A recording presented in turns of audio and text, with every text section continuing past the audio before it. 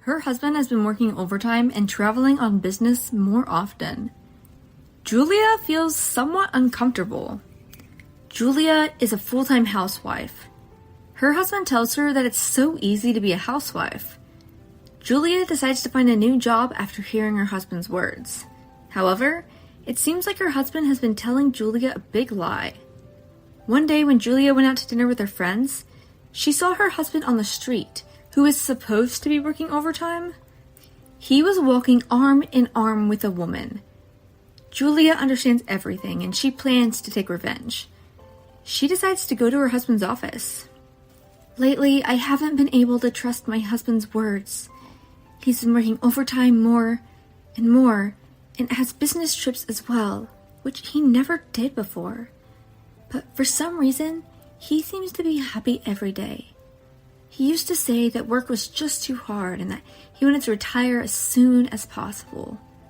Suddenly, he's willing to work overtime and go on business trips. I think it's strange. I'm not saying I don't want him to work overtime or go on business trips.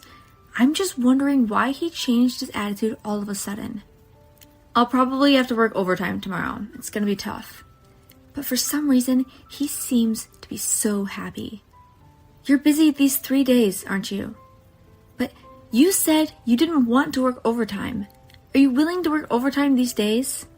I asked him. Of course not. I still don't like my job. But I have to since we don't have enough people. That's the kind of reply I got.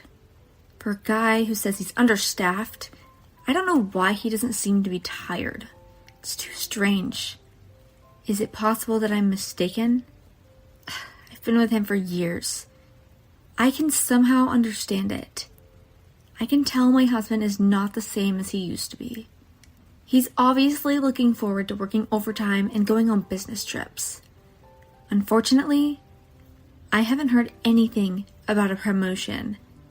If that were the case, I'm sure he would have reported it to me immediately. But there was something odd about his demeanor. You seem to be having a good time lately, don't you? You seem to be in a good spirit for someone who says they're short-staffed. I told him that. He replied with sarcasm. Looks like I'm having a good time? Julia, that's not right. I'm working hard every day. It must be really easy to just be a housewife like you. I was so upset by these words, but I thought it wasn't worth fighting, so I kept my mouth shut. I had a lot to say, but I came up with one thing. It's that I'm getting back into the society. I quit my job when we got married, but I had been working hard before that too.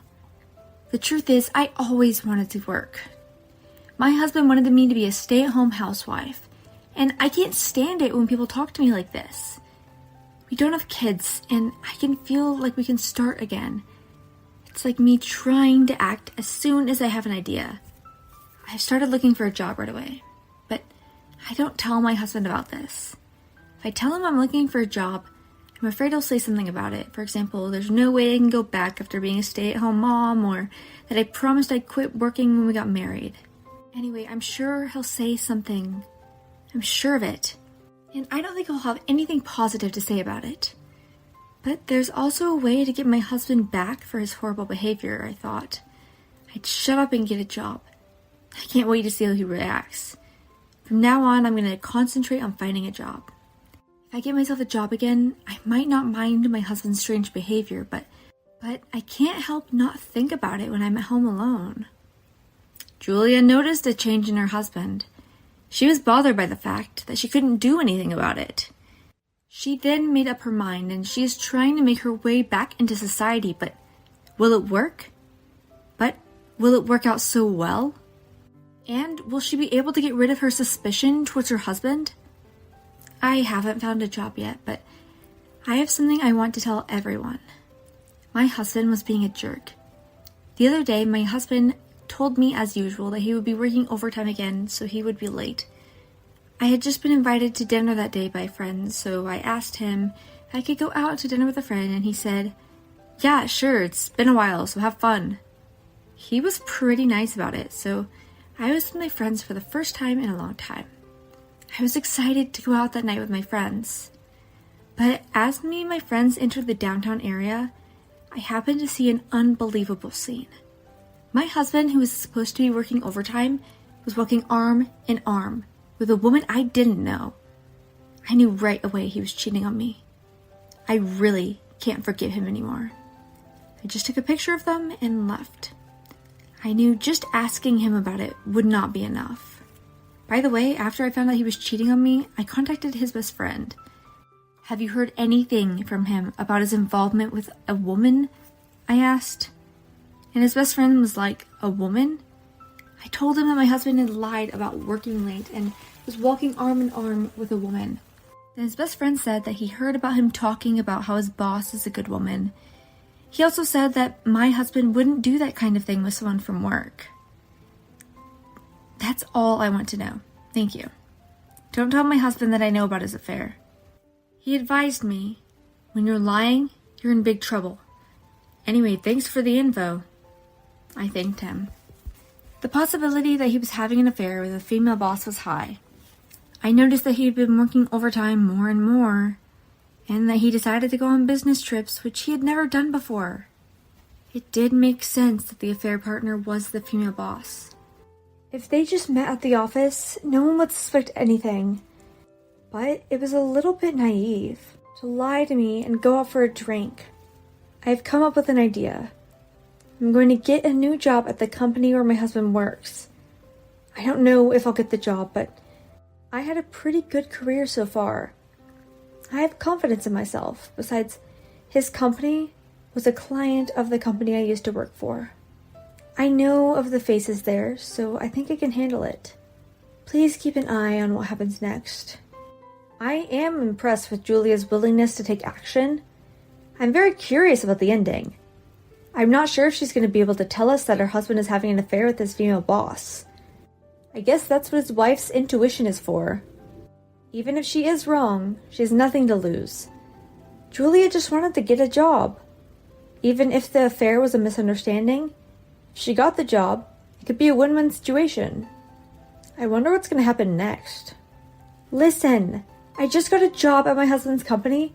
Actually, before I went in for the interview, I did a little bit of checking in with some people I knew before I went into the interview. But I'm going to do my job so well. I can't just get revenge on my husband and quit. As for my husband's affair, I haven't told anybody about it so far. I'm sure they'll find out sooner or later. Anyway, I told my husband I got a job.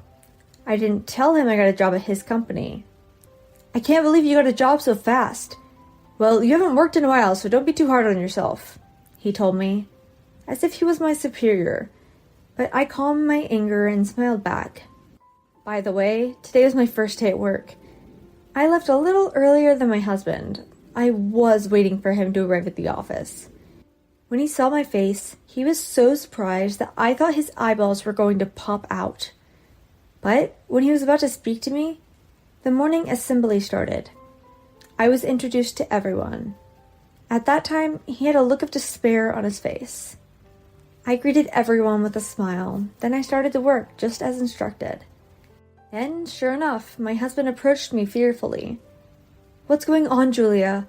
You were introduced as a new colleague?" "That's right. You told me that you guys are short on staff, remember? So I asked someone that I knew." "I know I said we were short on staff, but I never thought you'd come to my company. Why didn't you tell me? We're in the same office. It's kind of awkward." "Oh, why? We used to work together in companies that did business with each other. Even though we're married, work is work, right? There are plenty of couples who work in the same office." "That may be true." And as I was arguing with my pale-faced husband like that, a woman came up to me. As you may have guessed, it was the female boss. And she interrupted my husband. "Oh, we're much more than acquaintances. Honey, can you introduce me to her properly?" I said and poked my husband. He was sweating profusely. "She's my wife," he said and introduced her to me. My female boss's smile disappeared in an instant. "Thank you for always taking care of my husband." I bowed my head. The female superior tightened her face and said, "No, it's my pleasure. He's been a great help to me," she replied. Then I said something a little bit mean. No, likewise. It seems that you've been taking care of him outside of work as well, especially at night in the downtown area. I'm sure you're being really friendly with him. Seeing me smile, my husband and my female boss got rigid. What? The female boss froze. My husband was like, "Hey, what'd you just say?" He asked back like that. I kept smiling and continued. Well, I was surprised. I've never walked arm in arm with my own boss before. I guess you guys are getting along really well. Well, it's a bit hard to call it working overtime, though. Oh yes, perhaps you go on business trips with him? Wait a moment, Julia. What are you saying all of a sudden? As for business trips, it was not me. Another boss accompanied him. Oliver, what are you so upset about? I'll ask him. About the business trips later? There's something you wanted to tell me, why don't you just come clean now? I hope you were having fun lying about it being a business trip, or perhaps the business trip was a lie itself. When I got to that point, my husband, as if giving up, cut me off. Julia, were you aware of this and you're here? I put my straight face back on. You shouldn't underestimate me so much. I'm no longer going to be a housewife. I'll be doing my work right, and I'll be keeping a close eye on you guys. Their face got so pale. I guess I was right about the affair. They couldn't talk anymore, so I went back to work. I didn't talk to them after that day. But after work, my husband spoke to me again. Julia, why don't the three of us have a talk? He looked as if he had made up his mind. I knew right away that he wanted to apologize. I had no intention of forgiving him, though, but I decided to listen to what he had to say. So the three of us went to a family restaurant. My husband and the female boss looked at each other and then turned to me. Both of them bowed their heads to me at the same time. Julia, I'm so sorry. I didn't think this would happen. I apologize for cheating on you. I'm not going to do such things anymore. I'll stop right away, so please forgive me. Let me also apologize properly. At first, I thought of him as just a junior colleague. But before I knew, I fell in love with him, but I don't think I want to continue with the relationship even if I lose my job. I'm truly sorry. After I'd heard both words, I sighed and said harsh words to them. Thank you for your honest apology, but it's not like an apology could just make it go away, you know. It's not enough. My husband, of all people, lied to me about working late and cheated on me. As a full-time housewife, I was doing everything at home. But he insulted me, who trusted him and waited for him at home. And to think that it was his boss, that's not right. You're absolutely right, Julia. I don't expect an apology to make up for it, but I don't know what to do. I'm truly sorry. Before I knew it, I found myself in this kind of relationship. I could have thought about your feelings, but I put my own feelings first. I'm ashamed of that. While my husband was perplexed, the female supervisor looked as if she had no choice but to apologize. So I told them what I was going to do.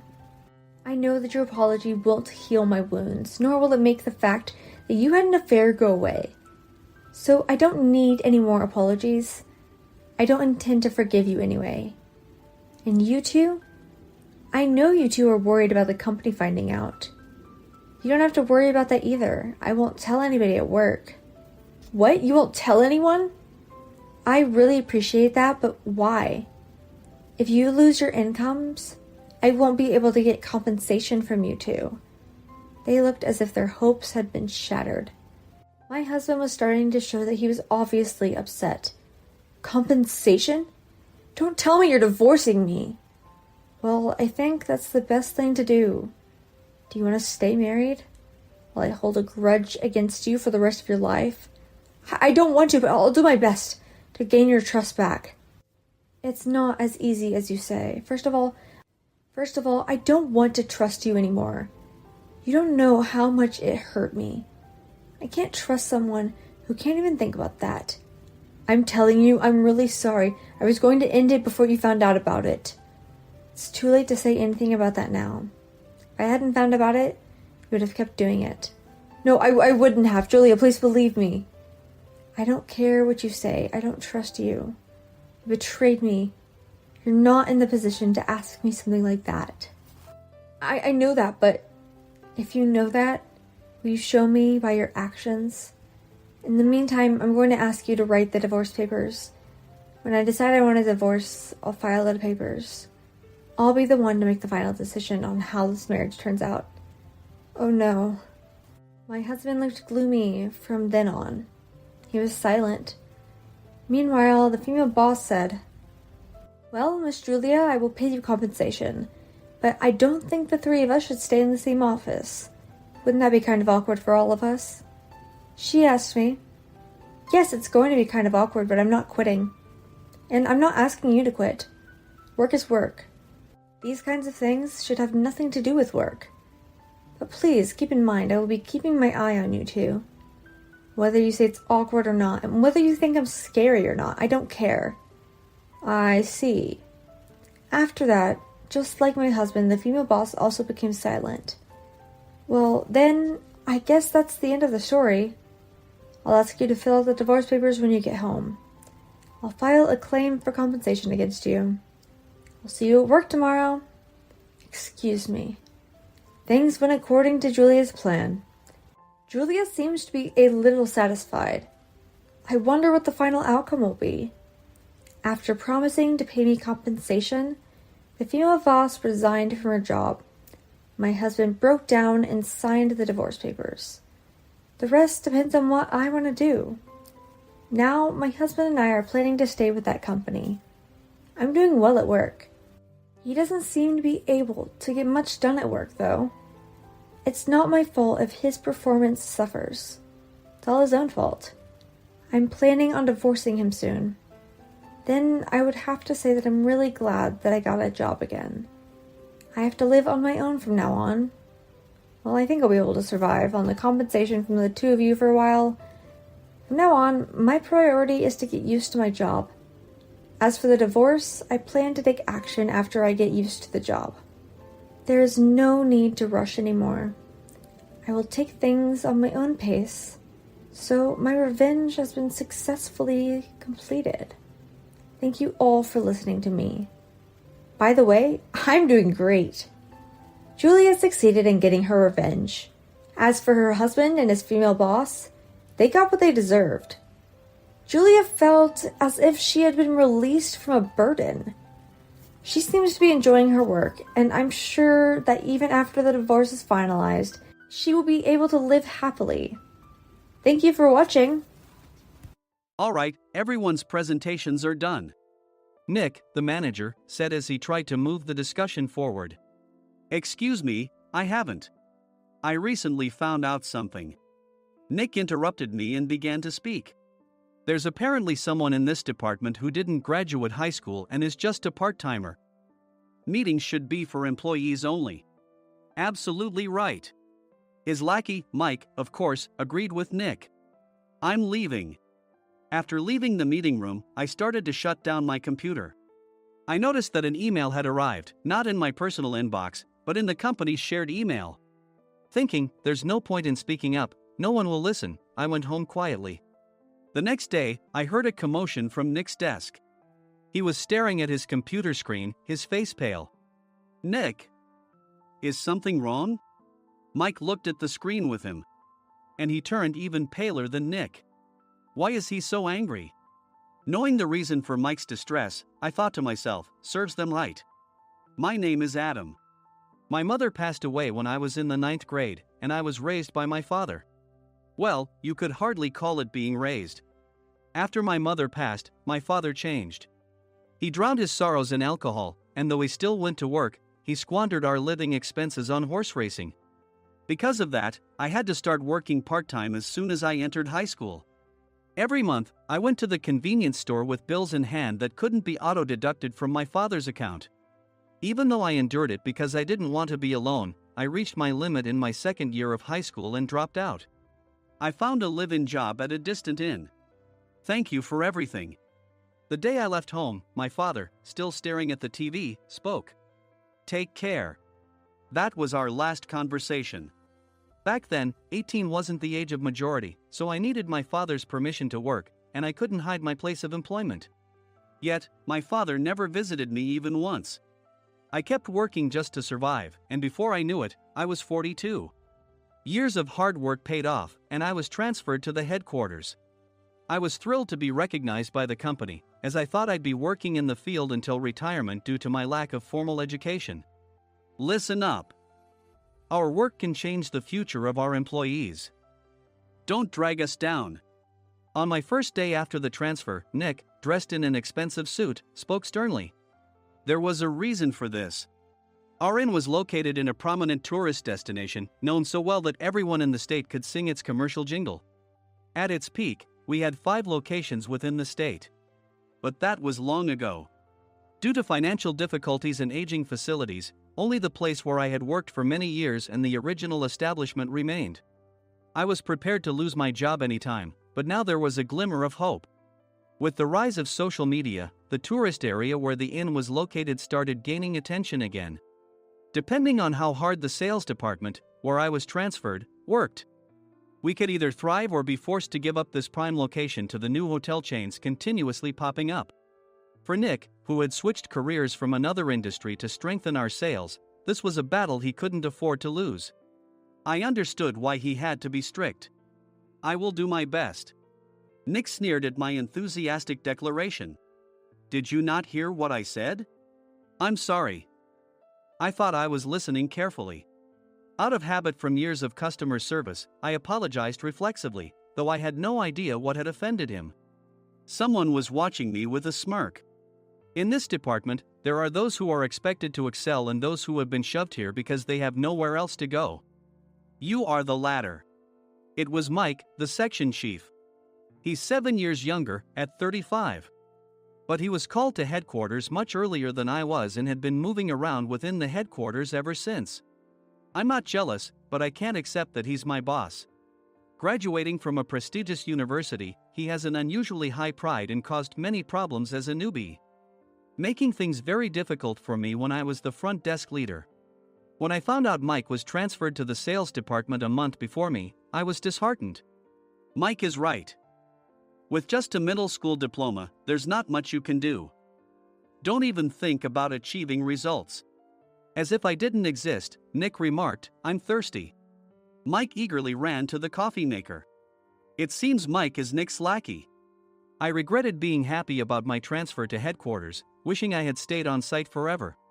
Send a direct mail to every company on this list by the end of the day. Nick only assigned me tasks that even a new graduate could handle. What? There are over 1,000 companies. You want me to send to all of them by today? Yes, if you and your fellow misfits split the work, even those with nowhere else to go should finish by today. I glanced at the employees typing away expressionlessly. They were worn out from customer service, only thinking about leaving on time, or were women reassigned after having children, with zero motivation for work. Even Sam, a new graduate from the same university as Mike, who was supposed to be among the expected achievers, had no enthusiasm for the job, having joined the company wanting to do customer service. I don't care what they say, I plan to quit anytime, he said. Only Nick and Mike were highly motivated, making all the decisions between the two of them. I originally only wanted to work at the inn to survive and had no particular attachment to this job. I swallowed my words, thinking I had no right to reprimand them.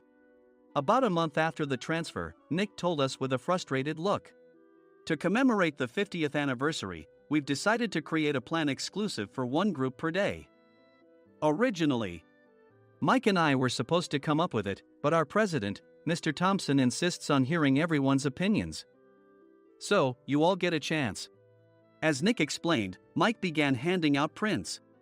Make sure not to embarrass Nick. If your ideas are half-baked, you'll have to redo them. It seemed that they had printed his handwritten notes by Mr. Thompson, which included several questions and a section for free responses.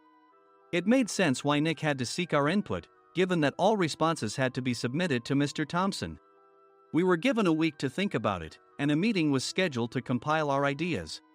My plan is to let guests enjoy both the old and modern America. Nick began the presentations.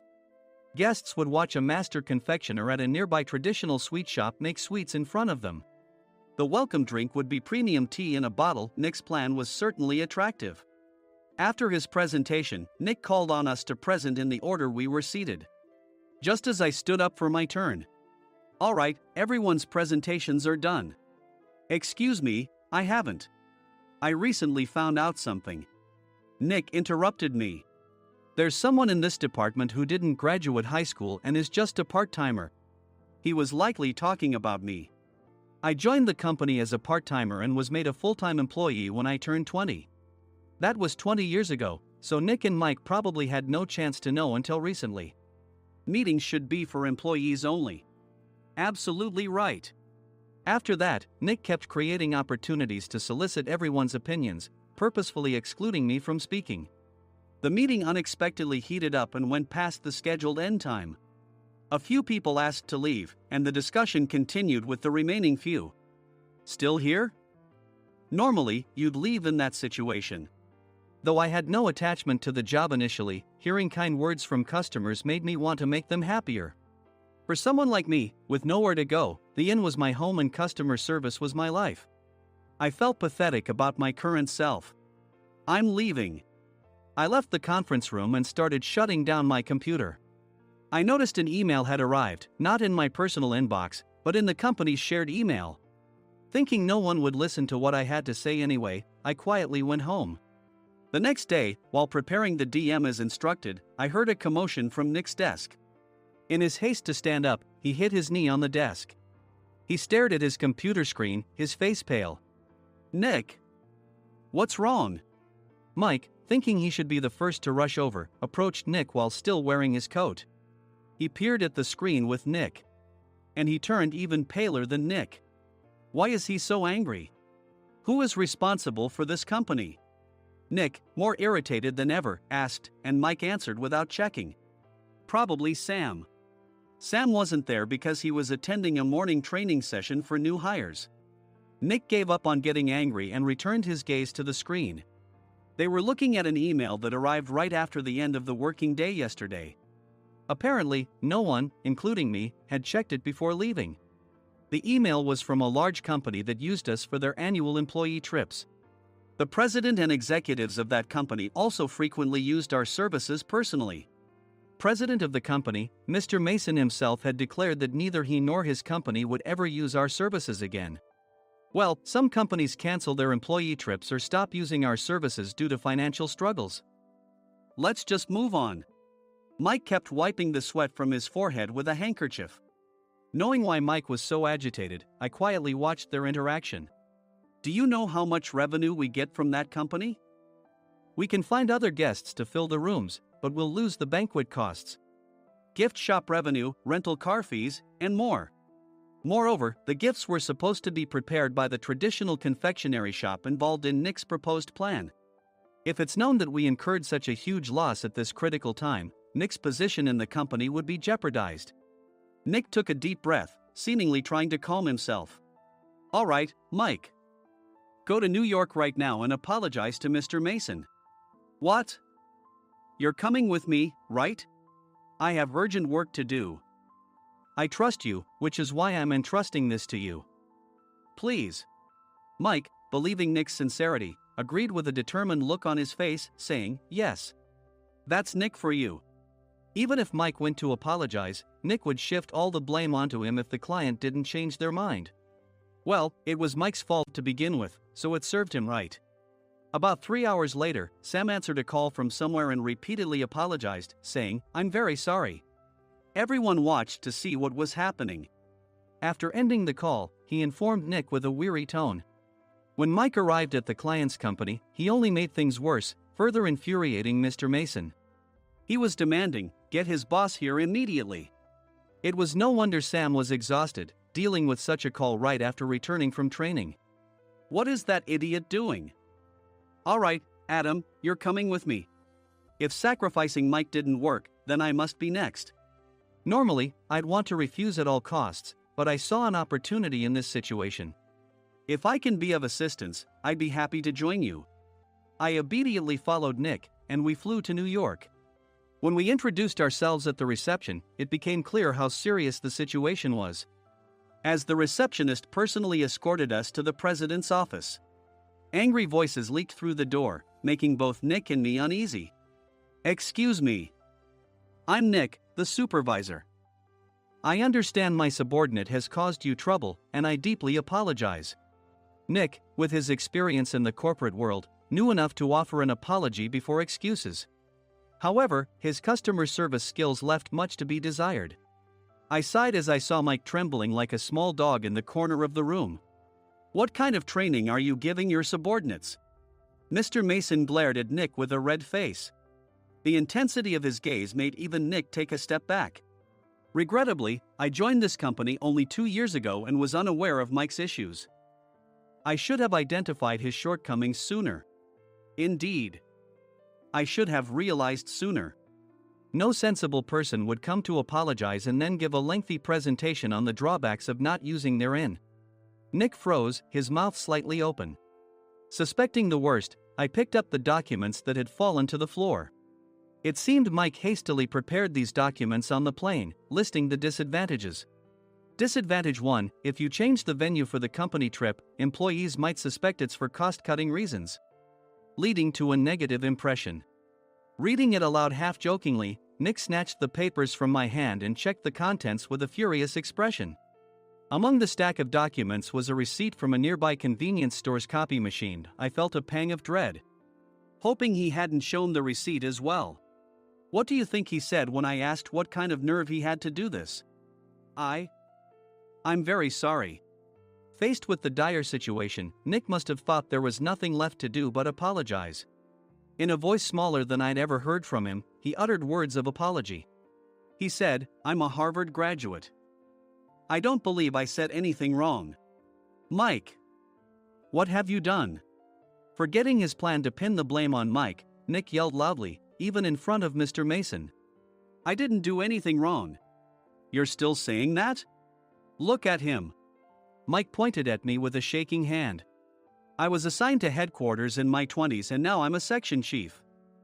This guy only made it to headquarters at 42. Everything I've done proves I was right. So why are we losing the contract?" Having said his piece, Mike collapsed to the floor. "Of course. You were sent there because you had nowhere else to go." Mike never expected to hear such words from someone he looked down upon. He lunged at me, and Nick hurriedly stepped in to stop him. "Mr. Thompson told me Mike is a quick thinker, and to take good care of him." There's no way he was pushed aside. "Don't make things worse here. He didn't say quick thinker, he said only quick-witted, didn't he?" I don't remember that part." I recalled the many troubles Mike caused when he was a newbie. When Mike was on the front line, his pride was so high that he never apologized to customers. Customer service, especially in our job, doesn't work alone. It brings both good and bad situations.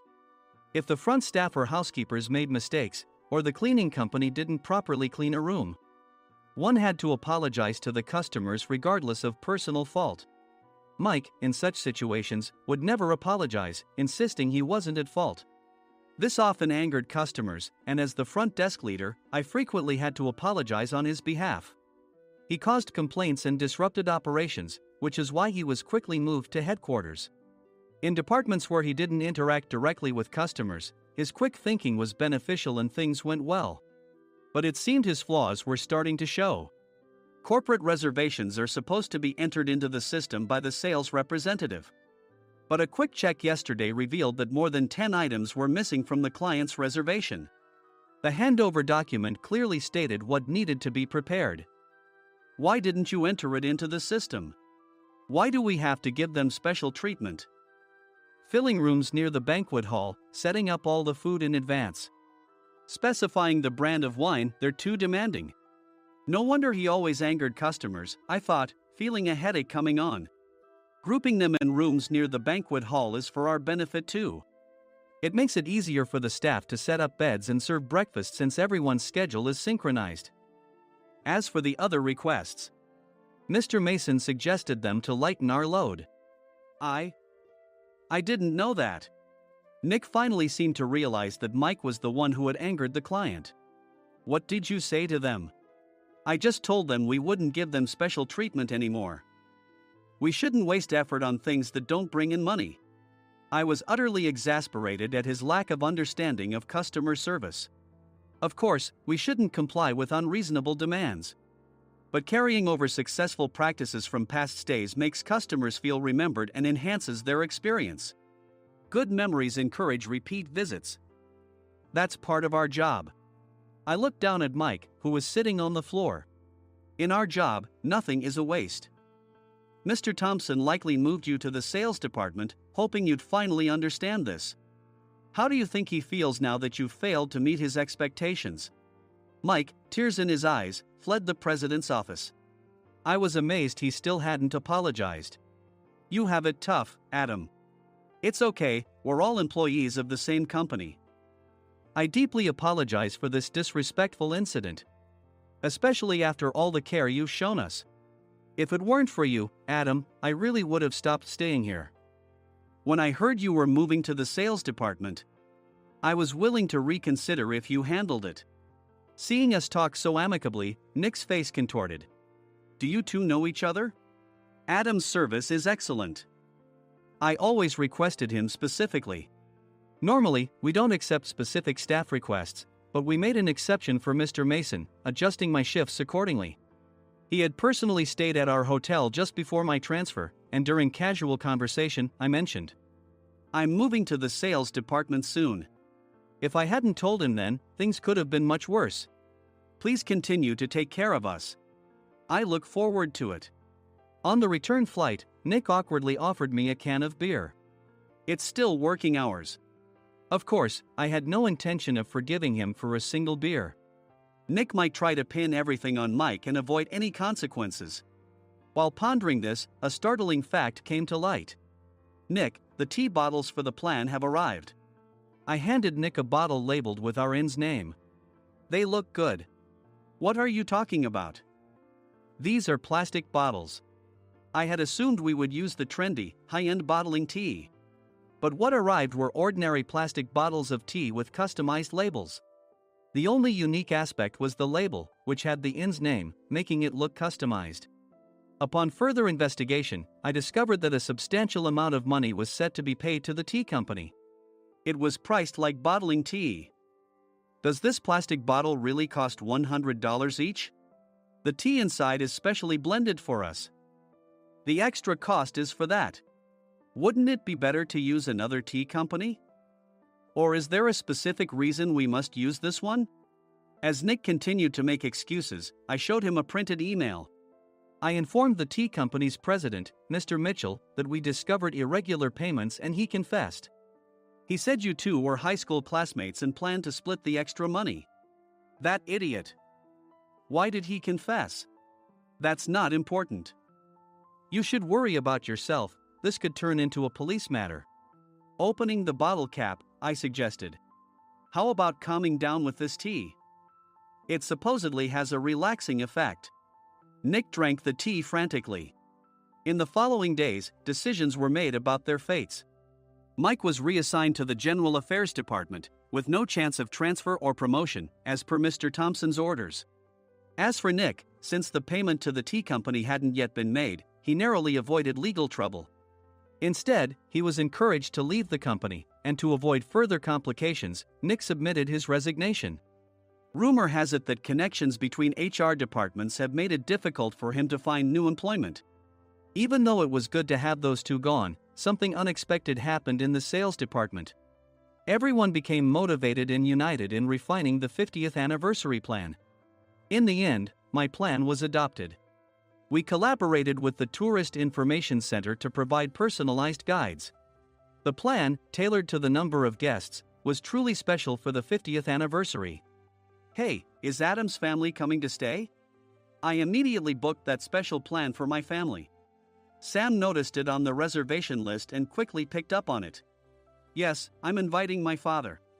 That's great. I might invite my parents too. I lacked the courage to face my father just as Adam.